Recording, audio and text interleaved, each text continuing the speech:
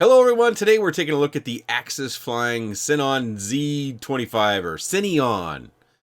Yeah, whether we call it Cine Whoops or Cine this or Cine that or Cin, as long as we all know what we're talking about, right? Z25 meaning it has 2.5-inch props. You can see I have the 5-bladed props on here, except for yeah, got one missing. More on that in a minute. It does come with a second set of props, and they're tri-bladed props, but I didn't use those. I used the quad-bladed. The foam bumper you have to put on, it comes in long strips like this, so you gotta cut them and apply them. Comes with an extra pad that goes on the bottom. Comes with this mount to mount your external camera. Comes 2 little leads. You can run off your balance lead off of your battery to power that external camera, and a hex tool. Spare Kevlar battery strap. An extra wiring harness for your receiver, which the receiver should tuck in under there, but we'll talk about that later. Of course, it came with a lens cap, and it came with the dog funnel, I like to call these things, lens protector. The motors are the AxisFlying C145s, 4500 kV. They're 4S motors. Right down in there is our VTX, which in this particular case, you call it the RunCam Link, but you might have known it previously as the Caddx Vista. The all-in-one flight controller is described as a high-performance 20 amp F411 all-in-one, and you can see it's got the plug right on the side for our RunCam Link. Oh, and I forgot to mention, the camera is the RunCam Wasp. You could also get this with the Walksnail Avatar system, HD0. You can get it with receiver options such as TBS, Express LRS. Mine was plug and fly. I had to apply my own receiver.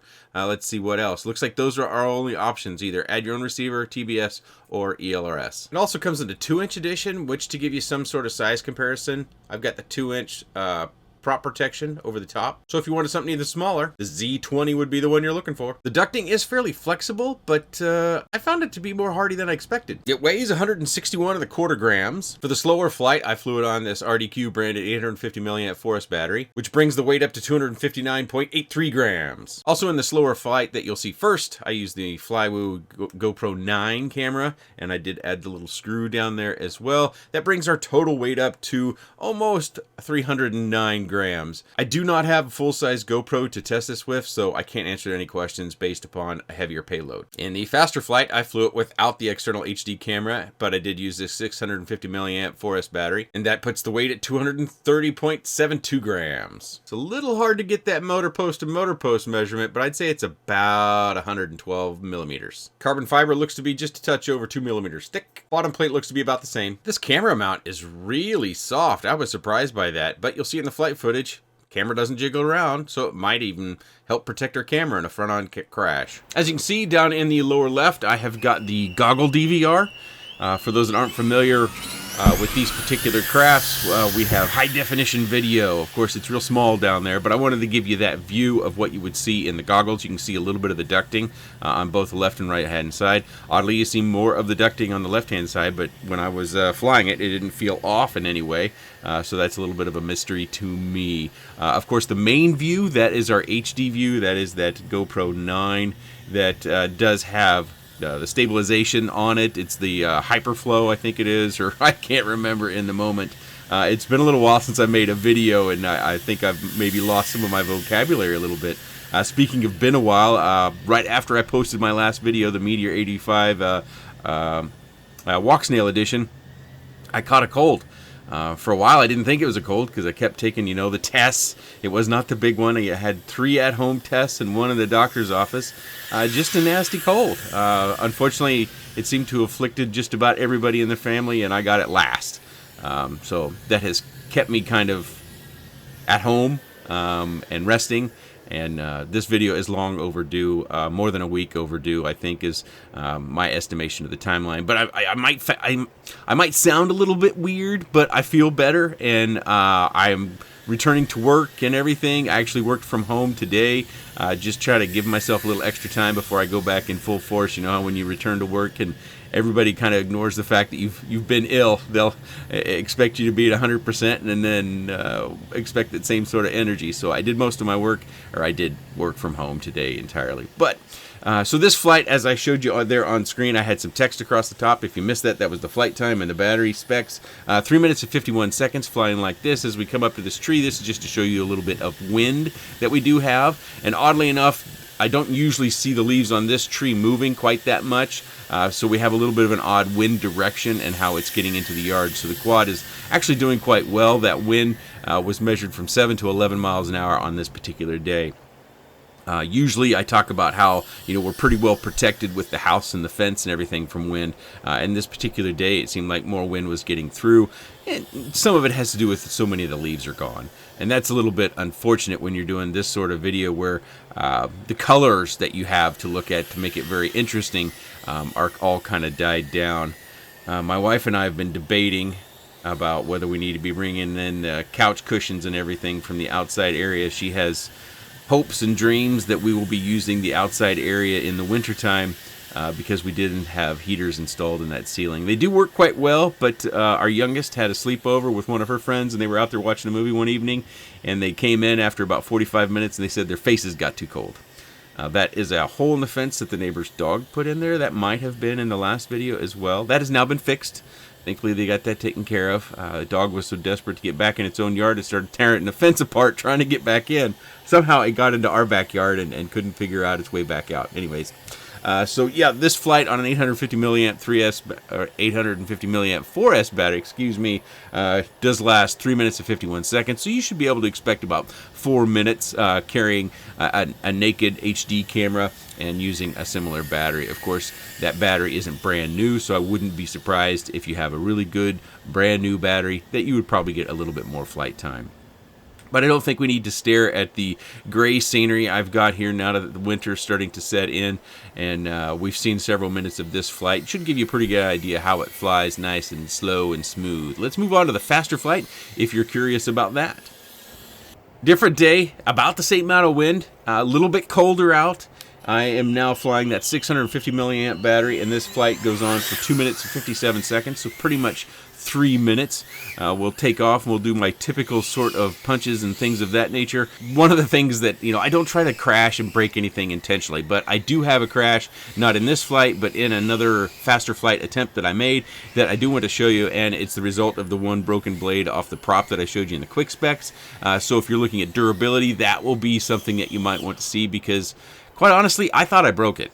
But it obviously it survives. I didn't fly it again with these props because I have to change them all out, and that was on about my 6th or 7th faster flight. So I'd already done several of the slower flights to see how it handled batteries and the weights and the flight times of those batteries.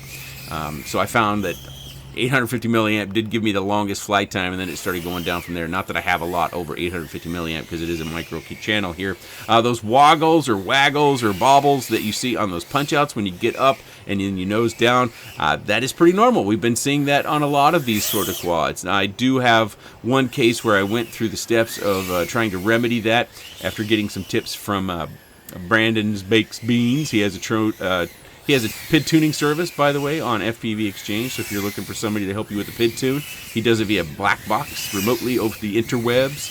FPV Exchange, just look for Brandon's PID tuning. I will link it down in the video description, but one of the things he turned me on to was to increase thrust linearization in Betaflight, and I did that on the CineBot 30, and it really, really helped a lot. It may not have gotten it 100% out, but it helped so much that I wouldn't bother, in my particular case, of going much further. There could be other ways of doing it without just thrust linearization, but I have yet had the opportunity to test that fully or other combinations. I did do some testing on that, but I haven't gotten it to the point where it's as good as it was with just really high thrust linearization. So I think that's something that these companies hopefully will one day start to take notice of, is that not everybody flies these things slow, and even if you do fly them slow, if you're out getting a shot, that maybe you need to get a shot that's up vertical and you need to punch up and get that shot away. I mean, I can see in real estate how that would be pretty cool to have that shot where the quad is nose down but still coming away from the property. And then as it starts to come back towards the property, then you kind of do some sort of video effect where maybe you go into the house or something with your next portion of the flight. I don't know. Just me. I don't do that stuff commercially. So those of you that are out there that are doing that stuff as either free or paying gigs, let me know what you think about the possibilities of doing some sort of dive with a Cine sort of whoop or a filming drone. But it handled pretty well outside of that wobble, which is about expected anymore. Again, our flight has ended. Battery's in good shape. 2 minutes and 57 seconds on the flight time. Let's move into the crash. As we head into that next segment that I talked about with the crash, it'll be coming up here in just about 10 seconds. I'm just doing my normal flights. Of course, this is my faster flight. And I'm just going to be quiet so you can kind of hear me and what happens. Oh shit.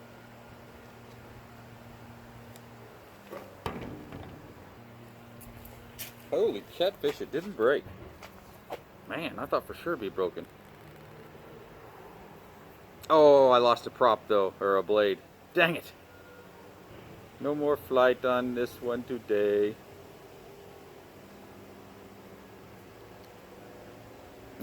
So obviously I hit that tree right up front here because I was pretty much going full on, going straight at the tree like this, and one of those blades lined up and just blew right off.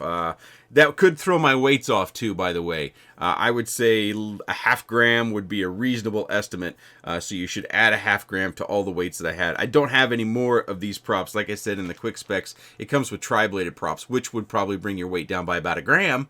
So if you want to go, 4 grams lighter, go with these props. But I didn't fly it with these props because, one, I think this is more interesting because of the sound level. I do flight audio in all of my videos so that you can go back and you can compare one to another and you can listen to the sound. This has more of a shrill, high-pitched sound, but I don't think it's the sort of pitch that carries like they might in others. So the decibel level that of audio or noise that it emits to my ears seems like less than a lot of the others. But you could put on higher bladed props on the others and probably get the same results. Probably. Something else that's interesting is you look at the unevenness of the prop protection. That might be something that a few people didn't expect as we went into this video. We have seen that in one other similar type of whoop. To make it as small as possible, they kind of staggered the motor levels.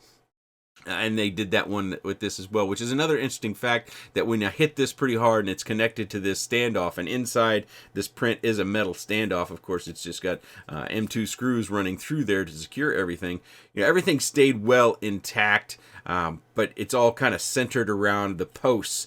Which actually does bring the weight up a little bit. So if we're going for something that's sub 250, surprisingly, there's quite a bit of metal going down between these two pieces of carbon fiber to create this sandwich. I think one of the things that's oftentimes asked about when it comes to these, especially with Lynx or Vistas, is, can you get to the buttons to activate them? And it's kind of a pain. Quite honestly, you can get to the USB port. You can probably see it right down in there. So you've got a little bit of a length as long as your USB-C cable is fairly flexible and it doesn't have a long end to it. By end, I mean the part that extends out of the connector. As long as this plastic section here isn't terrible long, you should be able to get it in there. But I could not reach the button. You probably could by going down at an angle. Or, you probably could. I should say that. I didn't. I ended up unscrewing everything and bringing it all down so I could get access to it. So you could probably get in there and get your link activated and get it bound to your goggles without taking it apart. But I did take it apart because I struggled in order to get everything done with my equipment the way I've been using it. This is kind of janky. This is not how they would bring a production model to you. This is me adding my own receiver, which I will take off after the video because I do like to reuse my receivers. They do have this little bay in here. I suspect in normal circumstances, that's where you would want your receiver to go, is to slide up in there, and then you could take the antenna between these two parts of the prop protection and then put it right in here as I had. You wouldn't want this big loop out here and your receiver exposed. That does pose a question, is how do you fish this connector as well as all of its wire inside there? I think that's going to be a little bit of a difficult thing, but with enough time and determination, you'll probably find a way to get it done. You may end up having to take the connector off because that is going to be fairly bulky. You may need to pull the connector out, chop the wires, and solder directly to your receiver. But how one comes with its own receiver, I fully expect it to be already in there and tucked away nice and neat so that you can either, if you had to press a button, if you needed to, depending upon your receiver type, you could do that, or you could just wait for Wi-Fi to kick on and Express LRS and add your binding phrase, however you want to do it. I don't know what this material is, but I was pretty curious because this, it wasn't warm. We're talking mid to lower 40s, and I whacked that tree pretty solid, and it threw it up against the fence. You could see the fence in the FPV camera shot, and it's fine. There's no breakage. It's flexible, and maybe the prop absorbed a good part of the impact so it wouldn't flex too much before it snapped. I don't know. But I was very concerned about being out there flying and going faster and having a crash, because we do have so much of this plastic material, whatever its chemical makeup is, and it being cold. That's kind of a worst case scenario, and it survived. So I was pretty happy about that, as you heard in my little clip that I just, I left the camera rolling just because I went to go see what the damage was, and that was my response at the time. I think the one thing that's missing that some of its counterparts might have, which may matter, especially for those that want to fly in car parks, is LED lights. Really doesn't have a lot of LED lights. You could probably add those if you were to be one that wanted that, but I think if you're really wanting that, you're probably looking as that as a feature that the manufacturers already included, but this particular one just doesn't have it. They do include this mount, obviously, as well as this mount in the kit when you get it. They include the screw with it as well. AxisFlying carbon seems to be pretty high quality carbon. I've never had any of it breaking in the AxisFlying quads that I've had, and pretty much like all quads that I get on the channel, they've been crashed at least once, just because my tendency is to fly them repeatedly. Not until a crash happens, but until I'm satisfied I've flown them a fair amount to where I can be sure it doesn't just make it through 10 or 12 flights, that it will actually make it through a series of flights. I don't know what a reasonable number is, but this particular quad has probably had about 17 flights on it in total between the slow and the faster flights. I want to highlight the fact that this is really flexible, but yet it didn't move around in the wind. In the faster flight, it held its position really nicely. That was a surprise to me, but I presume they tested that out. I actually saw it on their website that they actually specifically talk about that. So that was, I guess it worked out just like they say it did, but I'm just really surprised, especially with the wind that I have in my area, that it didn't, some little movement or something there. It does present the possibility that if we were having a front-on crash, that if, our camera can maybe slip down below the carbon deck and maybe not get broken. Of course, this will take some of the impact absorption away as well, but yeah, it's a really interesting, curious mount. This would, I presume, this is a catch for our wire for our naked cameras. You know how they have a lengthy wire, then you plug them into your battery lead. In order to power them, you could run your wire through there. I think mine on the print is still kind of connected. I probably need to, just need to snap it loose. So that would be our wire catch. So that's a nice little thing that I have not seen before on any quad. So that's an extra thought, an extra bit of design that they went to the trouble of. I didn't highlight it, but it does have a rubberized battery mat down here that does have a texture on it, so that's good, and it will help more than a foam pad would in keeping your battery steady right here on the quad. Obviously, they've got some print on here that's kind of nice to look at. It gives you a little bit of confidence about the pride that they take in their products. Of course, if you had the 2-inch version, it would say Z20 on there. I think we need to look at the pricing here. So if we go with what I've got right here, let me select it here, the WASP camera with Express LRS. This, as you see it, with a receiver, not necessarily this receiver because I added my own, but it is an Express LRS receiver. This comes in at $369.90. According to this time and date. If you go with the analog version with Express LRS, it's $239.90. If we go back to Avatar, and there's only one color currently available, by the way. If we go to Avatar, it's $369, so it's $10 more than the RunCam Link version. If we go to HD0, it's $336.90. So you have several different options there, depending upon which video system you're wanting to choose, whether it's analog, walk snail, Vista/Link, or HD0. They're all available. They have them all there on their website, and it says they have 500 of them available. Woohoo! That's a lot. By the way, the 2-inch version of this is within like $5 to $10 on each of the different versions. So when it comes to the size, a lot like baby clothes, if you buy baby clothes ever in your life, baby clothes aren't that much cheaper than clothes for regular sized kids. Same with these quads. Overall, my final thoughts was I was really happy, as I said, with the durability. I really expected that crash would have broken more than just a prop.